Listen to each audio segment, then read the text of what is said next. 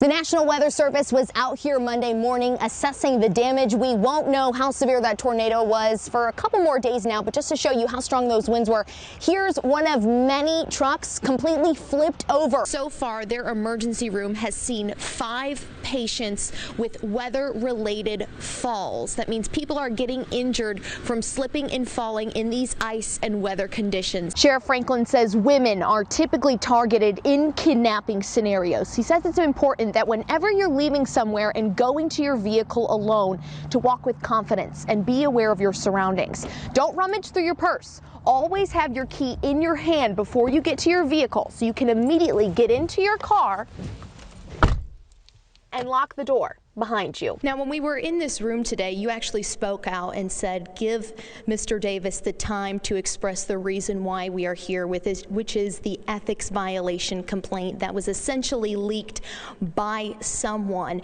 And do you feel that what happened was fully expressed today? He says that he wants to push for higher wages for educators, invest in programs for elementary and collegiate students, along with the lottery, using that money to go towards education. And there's a way to tell if this is the good kind of snow, and it has to do with the snowball.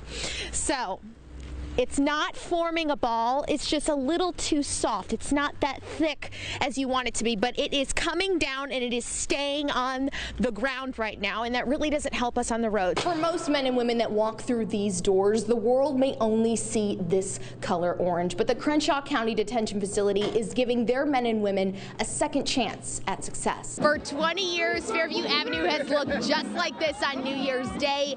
Bands, floats, and thousands of people ringing in the new year, but it's not just to celebrate the time of year, it's to celebrate the progress of the area of West Montgomery.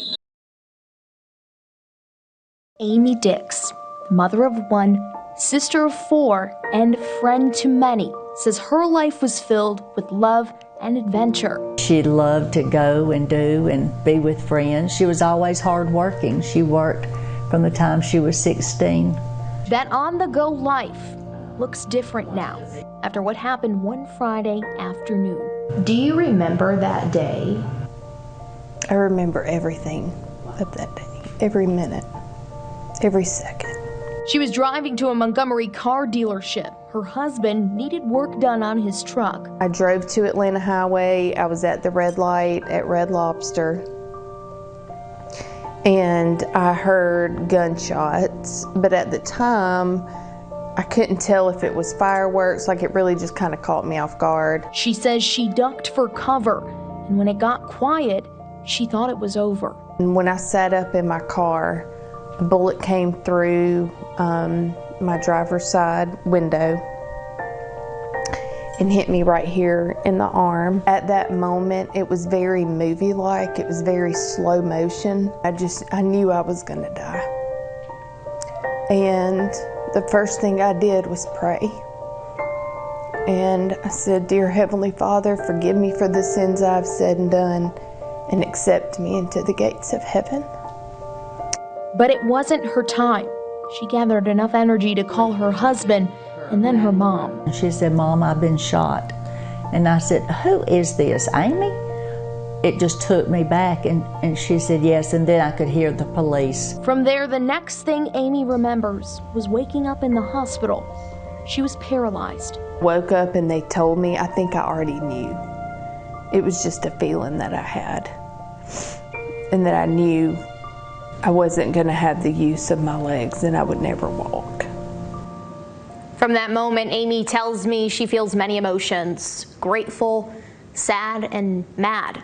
Tonight at 10, I'll show you how she's doing 5 months later and how she feels about the 5 suspects charged in this shooting not being behind bars. I don't give myself any expiration dates on anything. After retiring from her job at JCPenney, Anderline Day felt she had more life to live and learn. I think I would like to do something geared more to my peers. She was thinking of getting a psychology degree. You know, I can't afford to go to school.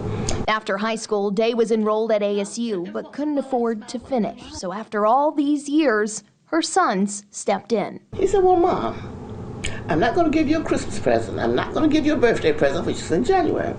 He said, "How about if I send you back to school?"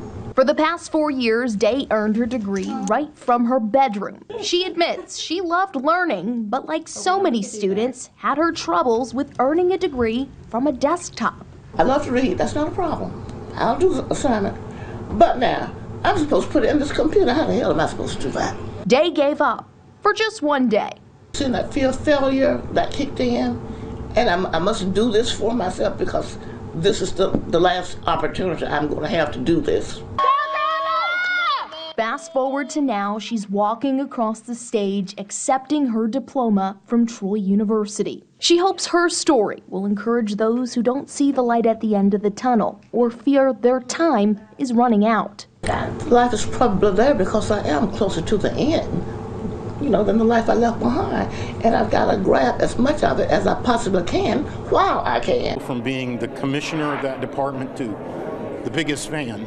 After more than 5 years on the job as Alabama's Veteran Affairs Commissioner, Admiral Kent Davis is coming to terms with his departure, despite the fact he says there's more work left to be done. And we have things like 2 major federal inspections coming up of our cemetery and our brand new state veterans home that are built into those plans before December 31st. And our federal funding is contingent on those inspections.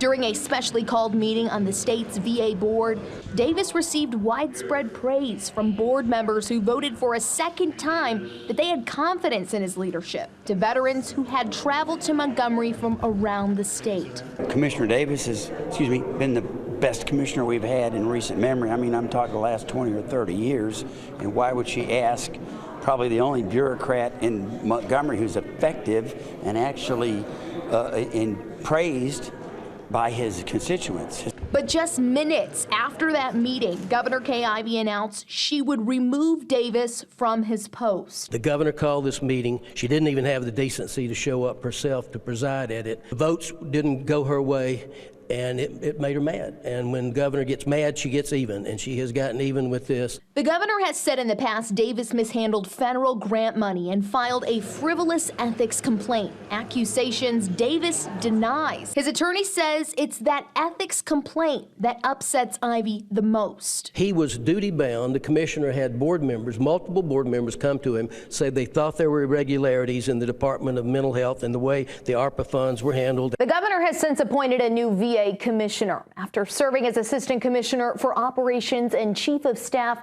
Jeffrey L. Newton will now move into the top job as an interim basis.